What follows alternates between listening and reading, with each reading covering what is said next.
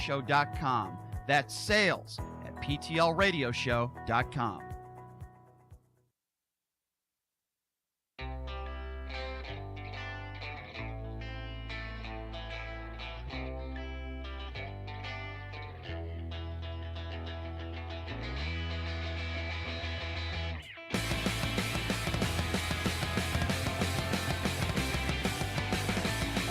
Welcome back. It is Pushing the Limits on a Thursday. It's always fun when the big fellow, Paul Mokeski, plays the air drums. Yes. Here, I got a gift for you. Open that up. Oh, well, can I introduce you properly first, Sure, even? Jeez. Sure. Give me I mean, we have a I don't know. We only have 30 minutes. yeah, I know. Well, thanks to all the callers who called in. Next time I'll tell them, go home, don't call in. Yes. Because who's more important, your friend? Paul Mokeski is more important, Okay, but I made him wait for 10 minutes today. But I appreciate the 11-year NBA veteran and 12-year NBA veteran. I always get that wrong. And 20-year professional coach, 23. Paul Mokeski, 23, joining us in studio. Why are you drinking the Coca? That's not good for you, Mo. It's going to make you dehydrated. Yeah, it is. What are you doing? Good. All Good right. for Well, I appreciate you being here, Mo, and we have a lot of NBA basketball to talk about. But before we do that, you brought me a gift to open up. I brought you a gift, yeah. Oh, boy. Yep. Is it a bunch of Paul Mokeski rookie cards that you can sign for me? Nope, would never do that. Wow, look ever. at this. It's got the bow, and Yeah. like this is like this is really nice. It looks here. like a wow. Alcohol This bottle. isn't a sex gadget, is it? Because the AVN Awards are in town this week. It could be. I don't Okay, know. all right, I I'm don't know. just- Open it up. just You could checking. probably use it as one if you wanted, or someone could if you wanted. It would work that way, I guess. Oh wow, I'm excited. Oh, oh, this is great. This is great. It's a Donald Trump bobblehead that says "Let's go, Brandon." Yeah, so you can interview him and shake his head. Are you a liar? Yes. Are you? Can I say this though? That face does not look like Donald Trump. No, it looks a lot better. It looks like a movie star or something. And his waistline is way too skinny. Well, of course, it's made by MAGA people, so that's Yeah. what it's going to look. I think that's what he would look like if he was 6'2" and 220 pounds. That's what he would look like. Yeah, I would. What we need like.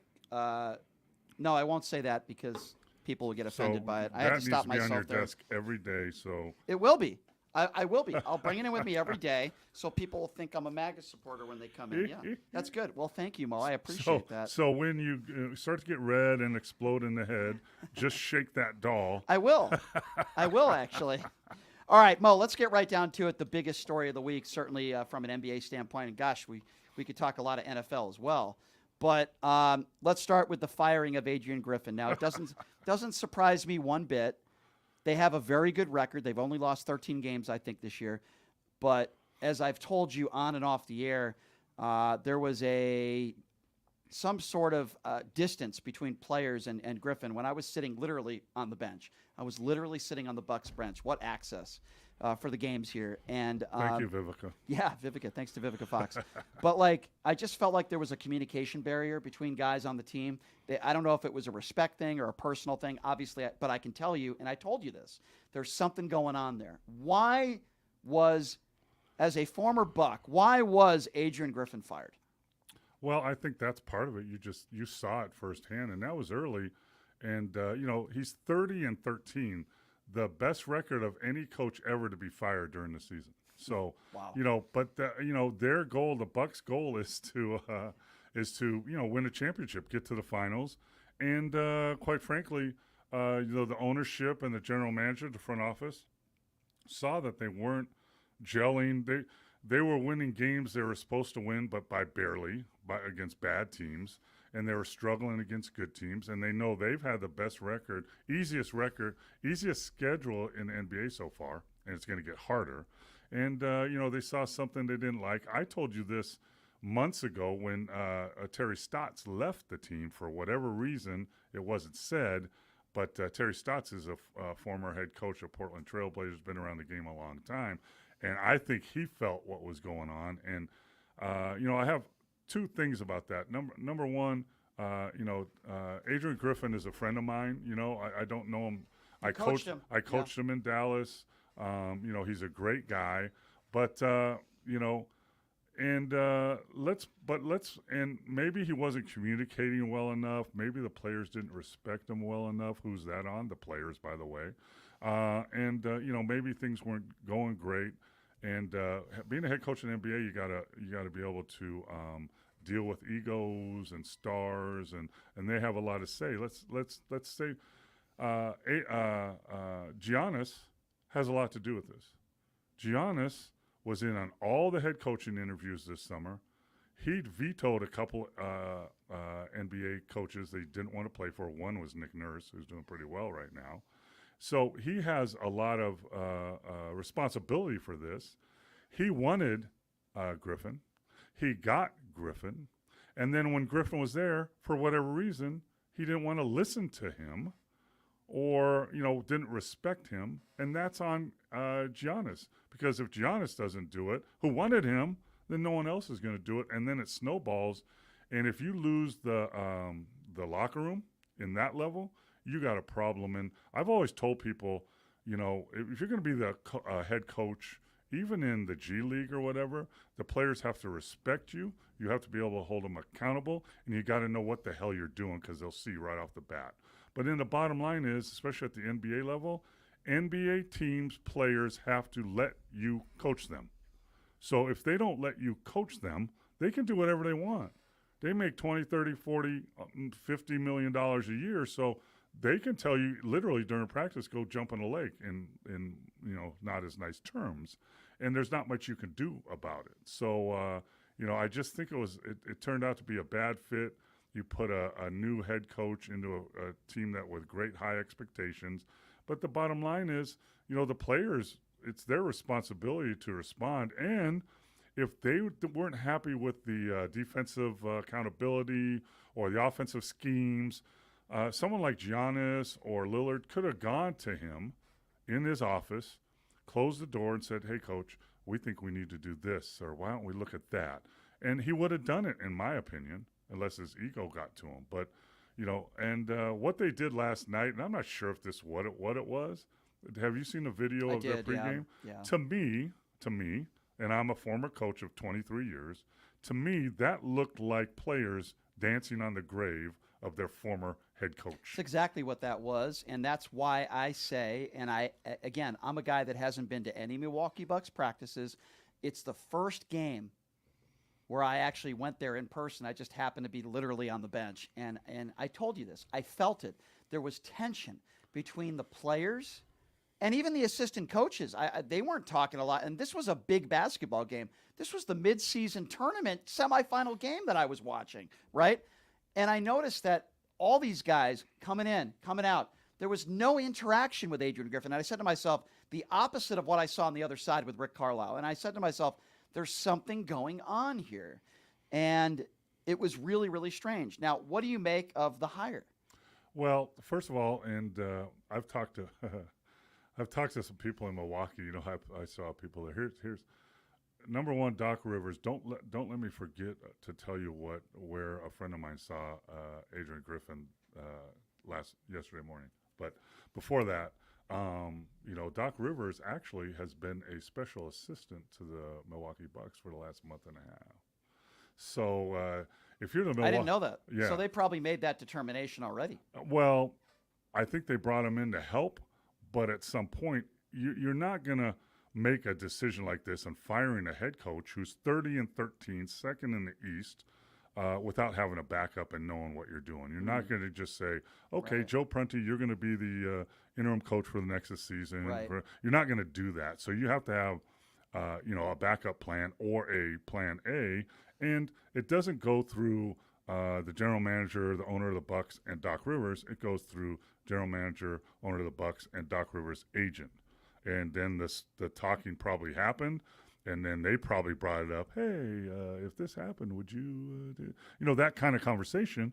And because no one comes to agreement on what I hear is a $40 million contract Right. overnight. Mm-hmm. He was there the night it happened, and the morning after he was signed. So I think, and I've told you this before. Professional coaching is a cutthroat, tough business, and guys get fired and hired, and people backstab people. I've been backstabbed. I've seen people get backstabbed, and it's just a vicious kind of business to be in. And I think it's worse now than it's ever been, just because it's such a players' league. And here's something interesting though, in regards sort of to what we're talking about, in regards to just a different era. What do you make of this story? I don't know if you heard this. Since the Super Bowl, Let me tell you, Adrian. Oh yeah, Griffin's go right ahead. before Go I ahead. forget. Yeah. Sure, sure. So I called a friend of mine when I saw this happen, and he called me back a little while later, and he goes, "I went to Padua Casino that's downtown in Milwaukee. Padua. It's got Padua Bingo Casino or something." And he goes, I went to the blackjack table, and I'm playing blackjack at 10 in the morning, and I look across the table, and there's Adrian Griffin. And he goes, I'm thinking, shouldn't he be at practice right now? So that was a sign of things to come. Oh boy, he was gambling. Yeah, that's actually very funny. An escape for Adrian Griffin. By the way, before I switch topics, Giannis, in regards to Adrian Griffin, is quoted as saying, "I love the guy. I invited him to my wedding. I talked with him, was coached by him. We did very, very, very well." Now, obviously, what somebody says publicly and how he feels privately or speaks privately could be two different things. I like Giannis. I always have, but so we don't know. But yeah, in my opinion, and hey, Giannis, then why don't you back him up? You love him so much, why don't you back him up and have his back? Because if Giannis said, don't fire him, we're going to play better, he would still be there. So, I agree. So come on, man. Put your money where your mouth is. Yeah, exactly. I agree with what you're saying, Mo. Yeah. That makes complete sense. What do you make of this story, too? So apparently Michael Jordan was offered $100 million to record a 30-second commercial with LeBron James, and he turned it down. That would have run for the Super Bowl. And he said, "You couldn't pay me $1 billion. I'm not doing anything with that guy because he's nothing but a big crybaby." Wow. What do you make of this story? Well, the first thing I make is Michael Jordan has more money than God if he turns that down, But that's which still he does. a lot of money.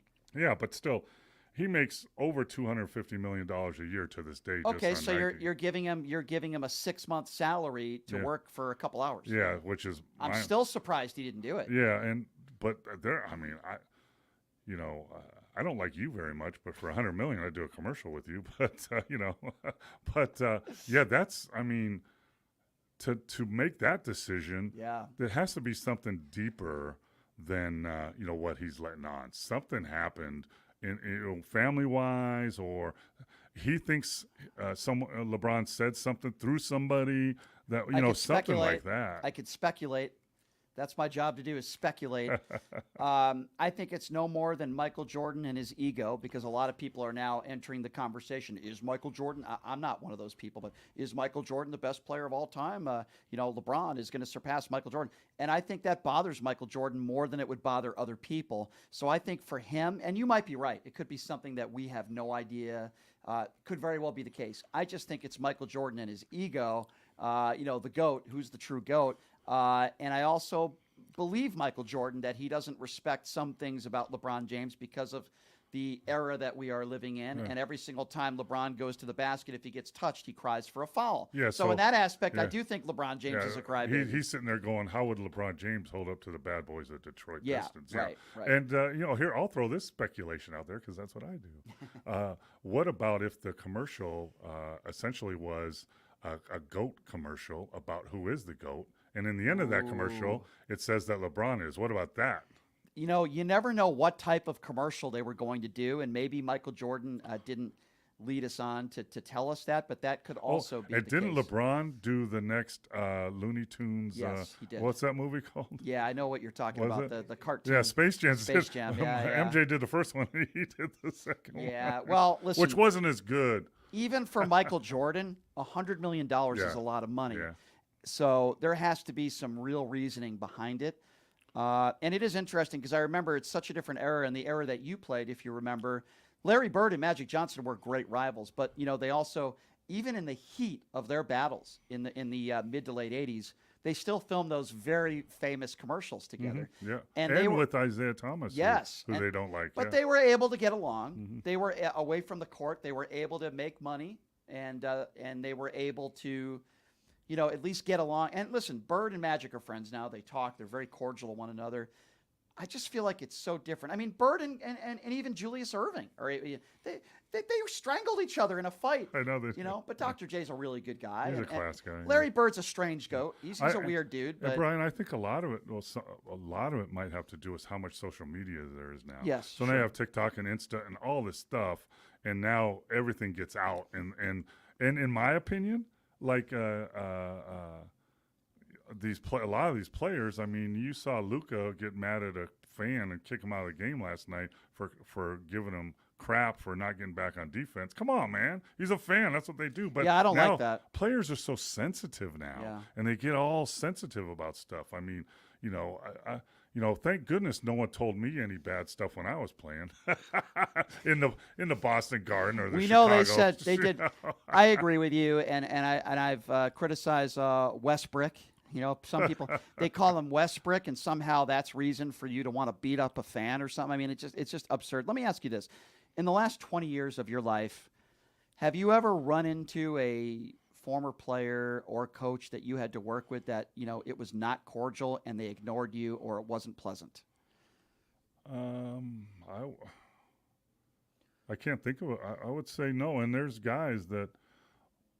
You know how I played, and I was physical, but I was never cheap. So that goes beyond when you risk someone losing their career, and so I was never that. But a lot of guys didn't like me when I played, but they respected me, and I can say even there's a couple guys that I didn't never respected, don't like.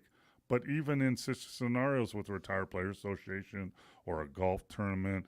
We were cordial. We were never like, ignore or, handshakes, not, a handshake instead of a handshake hug or something like that. But no, I can't really say that. It's very different now. Sensitivity. There are extreme situations, and I don't blame Larry Bird for this, but, Larry Bird will not talk to Bill Laimbeer and vice versa. There are a few exceptions. I can't imagine that Michael Jordan would share pleasantries with Isaiah Thomas.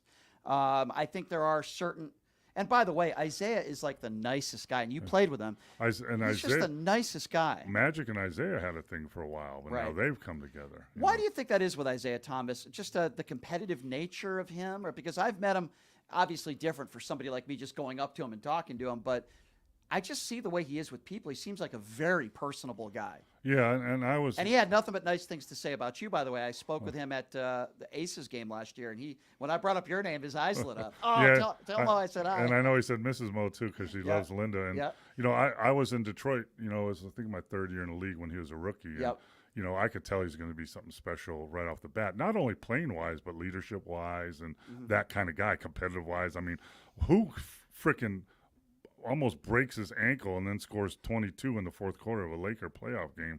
But, I think some people that are like that, you could put Magic, Bird, MJ, all those guys, Isaiah, they're so competitive and so focused and will do anything to win, pretty much, almost anything, that sometimes they get rubbed wrong and they're just, the Bird, the Bird and Laimbeer thing was kind of, they had like freaking. If you watch some of that video, it was There's brutal. a difference between what you did as a player at times, and there were times where you had beef with guys and a hard foul, right? You bring your hand down and you clock him in the head or something, and it's not going to end somebody's career. Your neck might be a little sore the next day. That worst case scenario, right? But Bill Laimbeer, and this is a fact, and you know this, intentionally put his feet under players when they were shooting jump shots, trying to roll their ankles. You could tear your Achilles.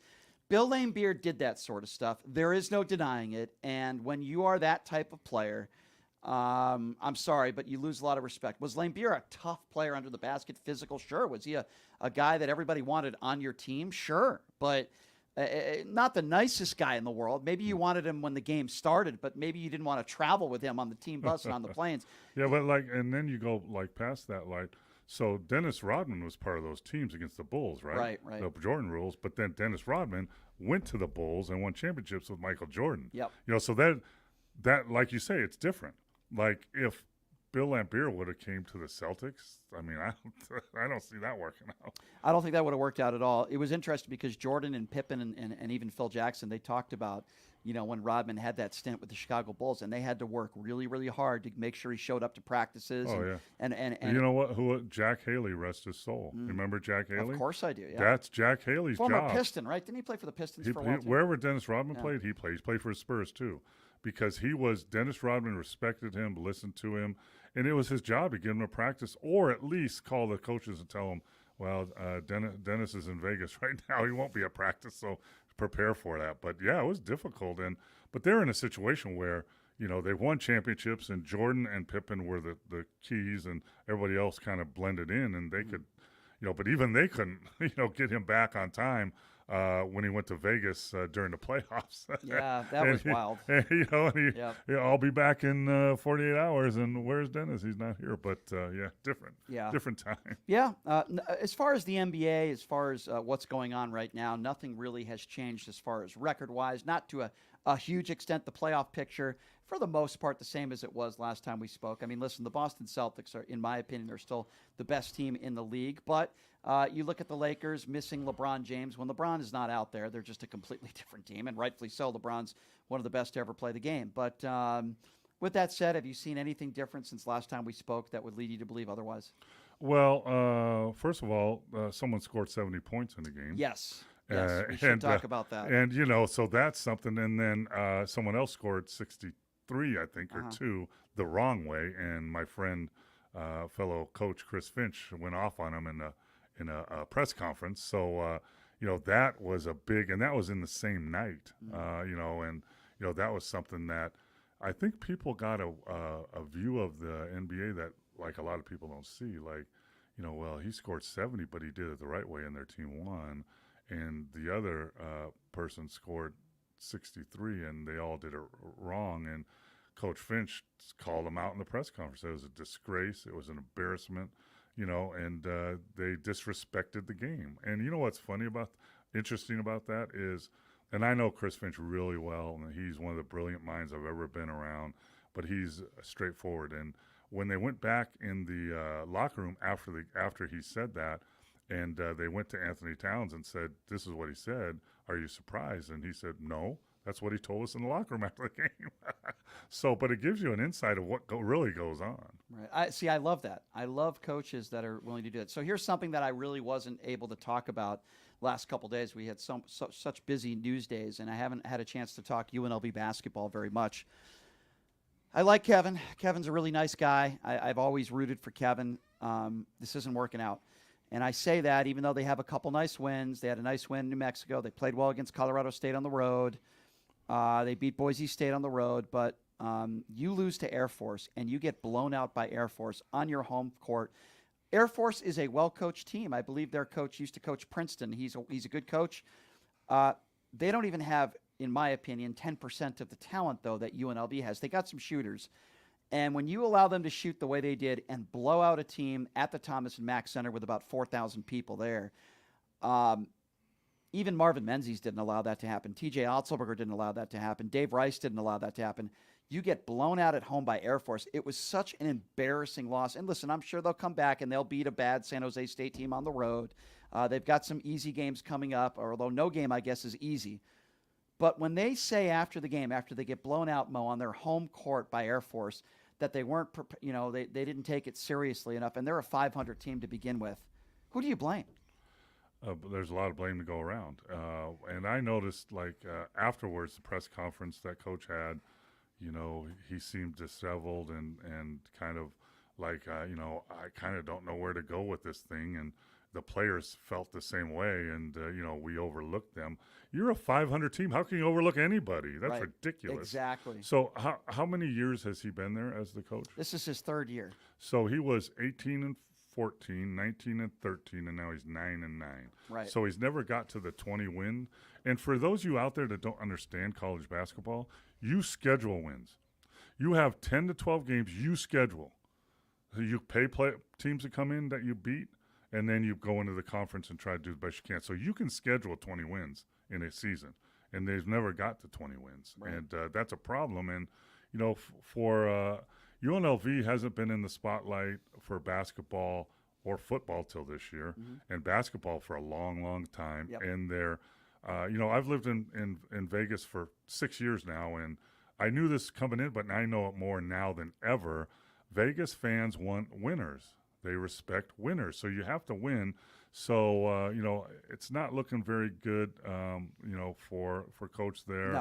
No. But they have to be very, very careful who they bring in. Well, that's going to be a big decision. I'll tell you this: I have a lot more confidence in Eric Harper than the Joker, Desiree Reed-Francois, who completely clueless with some of her hires. But Except the women's basketball coach. well, that was obviously a really good hire. But she also hired T.J. Otzelberger, who never wanted to be here. He's doing very well at Iowa State, but he He's never a wanted good coach. never wanted to be here, though. You don't hire somebody that never wanted to be here. And then the hire that she'll always be known for in my eyes is Marcus Arroyo, who is an absolute disgrace as a head coach here at UNLV football. So with that being said, embarrassing loss, eye-opening embarrassing loss. It wasn't just a loss. It was an eye-opening embarrassing loss. And what's even more disappointing is we see what this team is capable of. They beat Creighton. Creighton's a pretty good basketball team, right? They were like 8 at the time. Yeah, they were able to beat New Mexico at home, blew them out. They beat Boise State on the road, and they were winning most of the game against a very good Colorado State team on the road. So we know how capable this team is, yet their inconsistencies and their lack of urgency when the game starts against Air Force, mesmerizing. Mesmerizing. Yeah, that goes to systems you have in place, offensive and defensive. Yeah. What defensive systems? How do you play the pick and roll? Do you play zone? Do you work on that in practice? Do you hold players accountable for playing defense and rebounding? And offense, are you putting the players in the best situations to score? Yeah. If they're a shooter, you need to get them open for a shot. If they're drivers, you need the floor open so they can drive. If you're a post-up guy, get them the ball in the post. Yeah. So all that is important, but the most important thing is holding the players accountable in film sessions and practice that, listen, we're going to do, and I'm telling you, if I'm in his shoes, I'm laying down the line. We're going to do things my way. If you don't want to, then get out of the way. I'll find somebody else. Kevin's not that guy, Mo. You are. Kevin's not that guy. And that's why, in part, it's not working out. Kevin's a super nice. I love his family. Great guy. But Lon took more of that approach. You're going to do things my way. He's older school. Yeah, Kevin, nice guy. I'm rooting for him. He's in a tough spot. It used to be in the old days, right? When you recruit a player, you're the nicest, head coach, and they're nice. And then when you get on campus, I remember I was in shock. I'm like, who are you? You're not the guy that was trying to get me here. Yeah. You're telling me to do this and that, and you're yelling at me. Here's my 4 coaches, Mo. Jay Wright, don't know if he'd be interested, but worth a shot. Oh, Bobby Huggins would take it in a heartbeat. I know Larry Eustace would take it in a heartbeat, and Paul Mokeski. There's my 4 right there. Reggie Theus. I would be okay with that. With me as his Oh, assistant. boy, would I love that. I would endorse that 100%. Mo, always great to have you here, my friend. Enjoy your gift, man. Just looking over your shoulder from now on. I appreciate my MAGA gift. Thank you so much. Always good to have Mo on the show. We appreciate it. We'll catch up with you next week. Anthony Scaramucci, I appreciate him joining us as well. See you tomorrow, everybody. Have a great day.